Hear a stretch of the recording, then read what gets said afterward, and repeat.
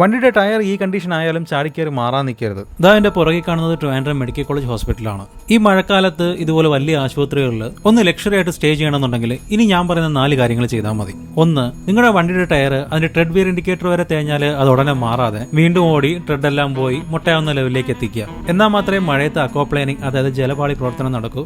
അങ്ങനെ ഹോസ്പിറ്റലിൽ എത്തും മുന്നേ റോഡിൽ നമുക്ക് വാട്ടർ സ്ലൈഡിംഗ് ചെയ്യാൻ പറ്റും. 2, നിങ്ങളുടെ വണ്ടിയുടെ ഹെഡ്ലൈറ്റും ടെയിൽ ലൈറ്റും കത്തുന്നില്ലെന്നുള്ള കാര്യം ഉറപ്പാക്കുക. ഇങ്ങനെ ചെയ്താൽ രാത്രി വണ്ടി ഓടിക്കുമ്പോൾ നമുക്ക് റോഡിലൊന്നും കാണാൻ പറ്റില്ല.